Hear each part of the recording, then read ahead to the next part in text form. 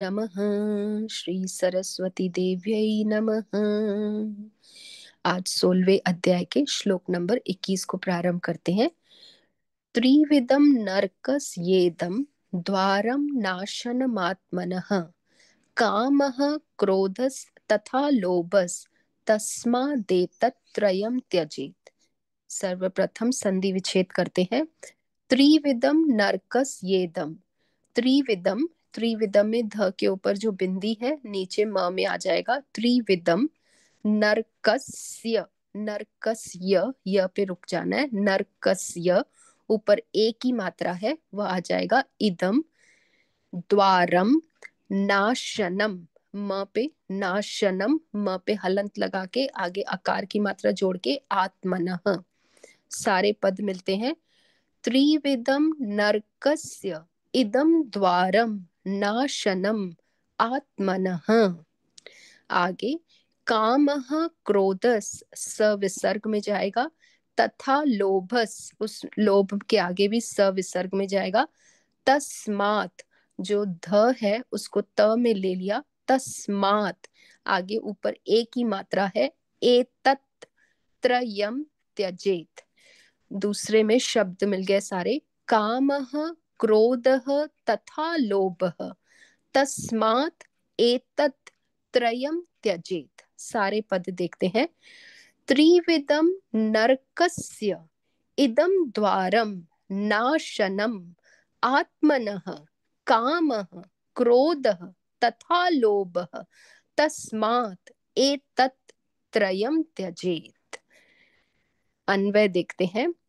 ऊपर में त्रिविधम नरकस येदम द्वारम नाशनम आत्मनः। अन्वय इदम त्रिविधम। इदम यानी मैंने पहले भी बताया है, जो भी चीज सामने हमको दिखाई देती है जिसको हम पॉइंट आउट करते हैं, दिस या दैट, उसको हम इदम शब्द से बोलते हैं। इदम त्रिविधम नरकस्य द्वारम आत्मनः नाशनम।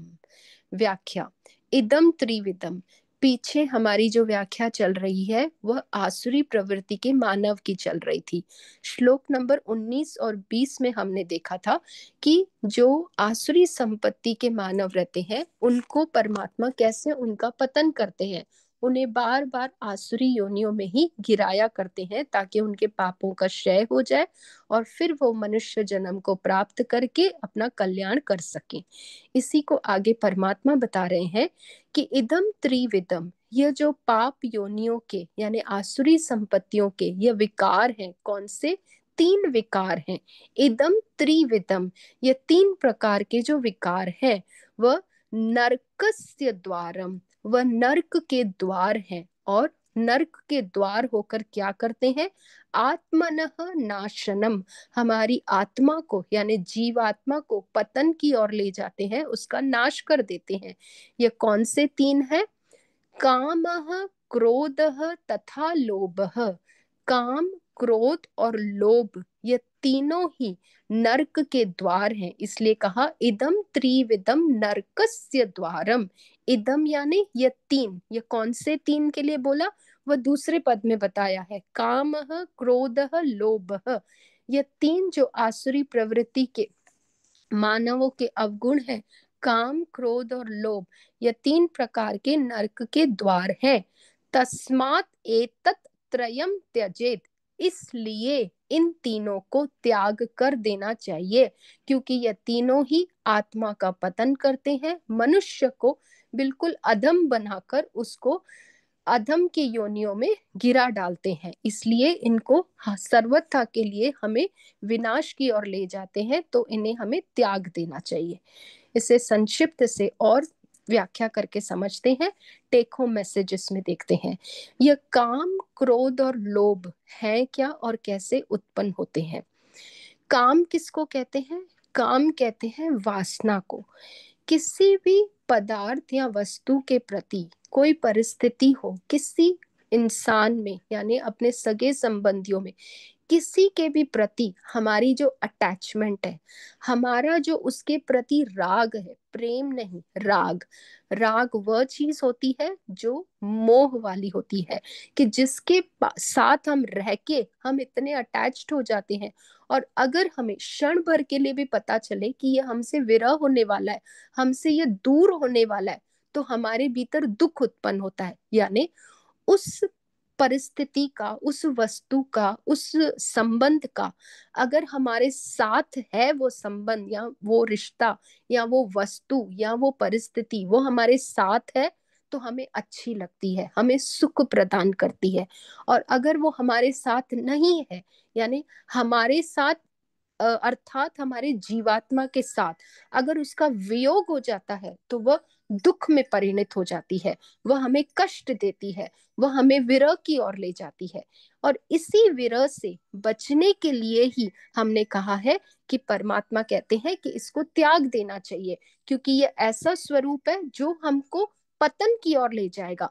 यह सुख और दुख, ये दो ही पहलू हैं जो हमें इस संसार में बार बार फंसाते हैं और फिर से जन्म मरण के चक्कर में हमें डालते रहते हैं। इसलिए इस वासना रूपी काम को अपने से अलग करना चाहिए, क्योंकि यही हमको संसार हमारा बनाएगी, हमारा मूल कारण होता है इसको फंसाने का, और ये अविद्या के कारण है। इसी को कहते हैं राग, इसी को कहते हैं आसक्ति।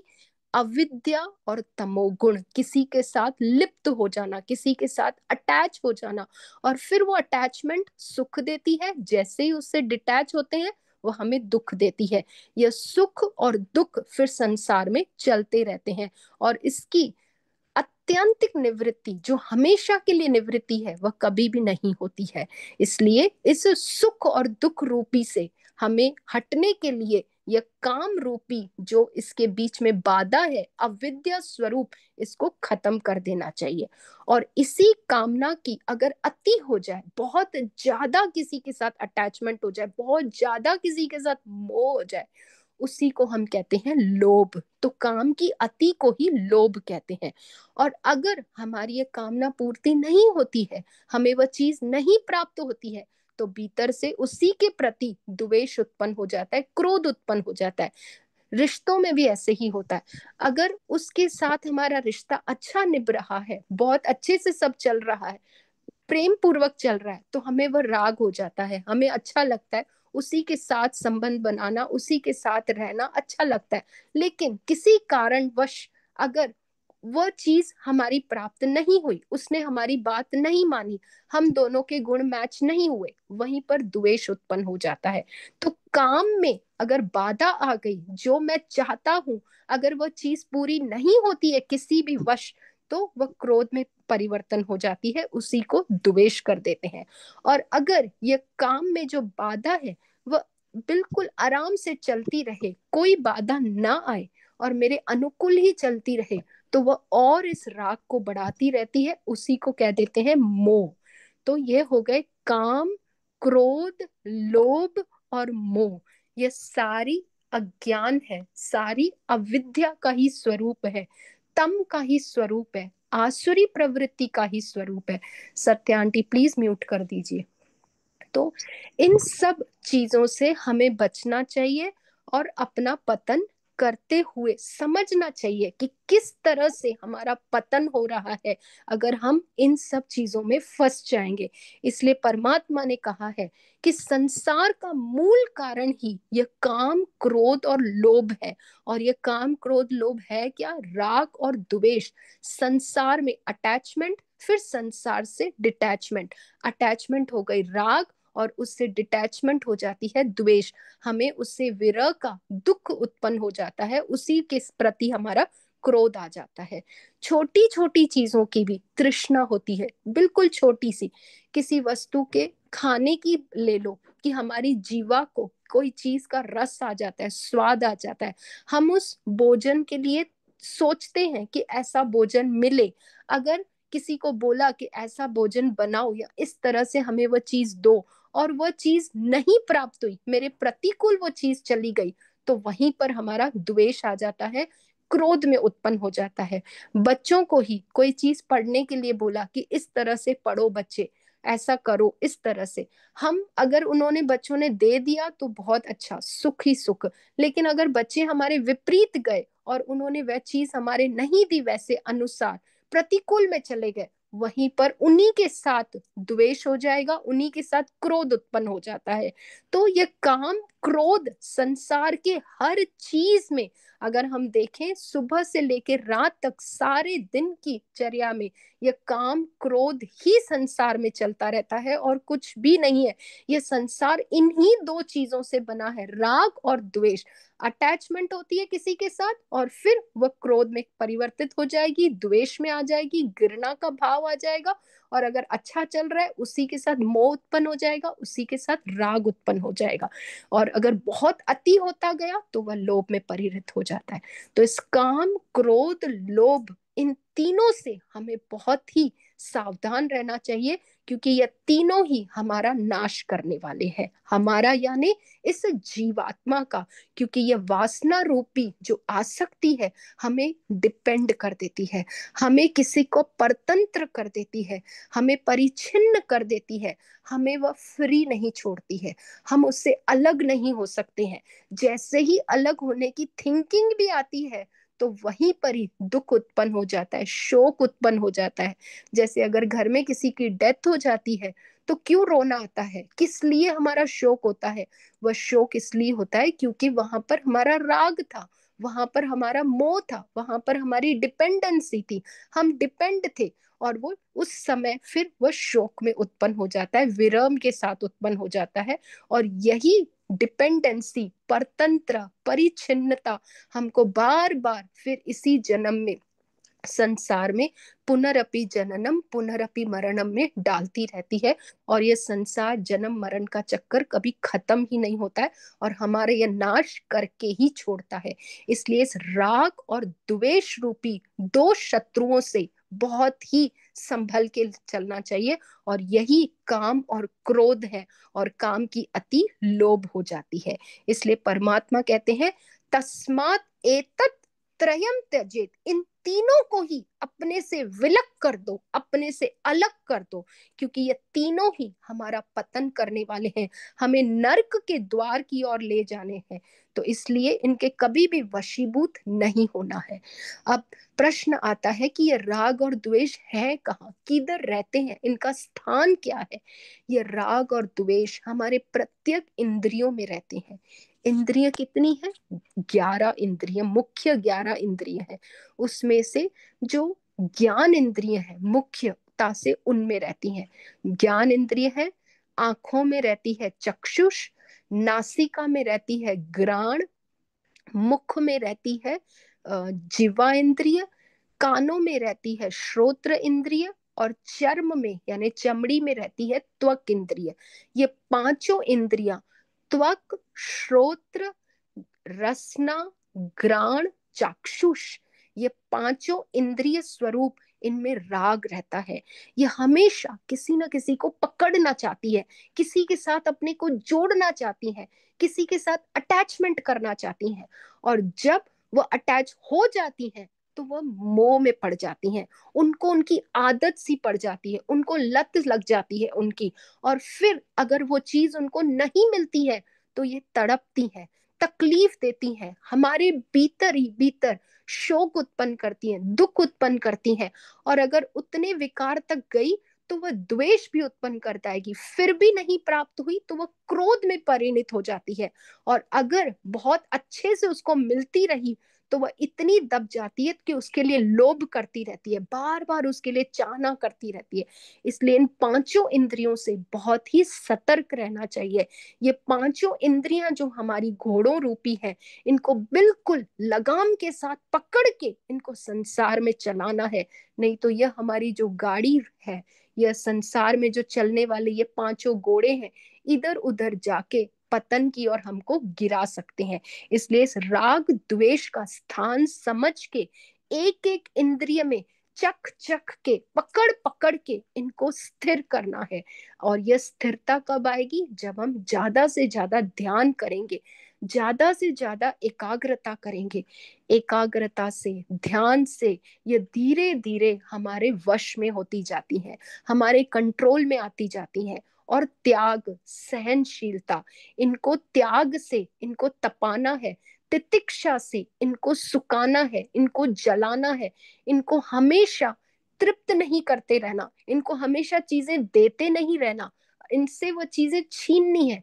छीन के जब ये तड़पती है तो धीरे धीरे तड़प तड़प के वो खत्म हो जाती है। क्यों? क्योंकि इनका अस्तित्व है नहीं, यह मिथ्या है, यह जड़ है। इनमें कोई भी चेतन स्वरूप जो है वह मात्र हमारी आत्मा का है। अगर हम अपनी आत्मा की चेतना शक्ति को बढ़ा के इसके ऊपर दबाव डालते हैं तो इनका वह मिथ्यापन जो स्वरूप है वह समाप्त हो जाता है, और धीरे धीरे इनकी वह आसक्ति खत्म होती जाती है, और एक समय आ जाता है कि यह पूर्णता से वैराग की ओर चली जाती है। इसलिए इस राग और द्वेष रूपी, काम और क्रोध रूपी शत्रुओं से बच के रहना चाहिए। यही सब भावना है हमारे भीतर, यही सब इमोशंस है हमारे भीतर। इन्हीं इमोशंस के साथ हम अपना जीवन व्यतीत करते रहते हैं और इसी में फंसे रहते हैं।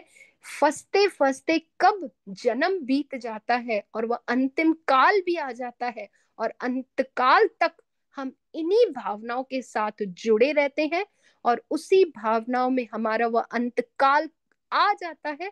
न पता लगते ही वह काल निकल जाता है और फिर दूसरा जन्म वापस से हमें ग्रहण करना ही पड़ता है। क्योंकि ये इमोशंस, ये भावनाएं सूक्ष्म शरीर में घर बना देती हैं, वासना के रूप में वहां पर सूक्ष्मता के साथ कारण शरीर में लिप्त हो जाती हैं, और अननोइंगली, अनकॉन्शियसली ये भावनाएं अंदर से उभरती रहती हैं अंतकाल के समय। और वह जो अंतकाल है, जो जो हम सिमरन करते हैं उसी के अनुसार फिर जन्म होता है। तो हमें बहुत ही सावधान होकर, जीवन भर सावधानी, यह नहीं कि उस खाली अंतकाल में हम सावधानी बरसेंगे, क्योंकि उस समय हम कैसी स्थिति में होंगे हमें नहीं पता। इसलिए जन्म काल पूर्णता से सावधानी के साथ हर इंद्रिय के इस राग द्वेष को समझ के एक एक कदम चक चक के इन इंद्रियों को चलाना है। तभी ही हमारा पूर्णता से उस साध्य की ओर, हमारा जो लक्ष्य है, हम पहुंच पाएंगे।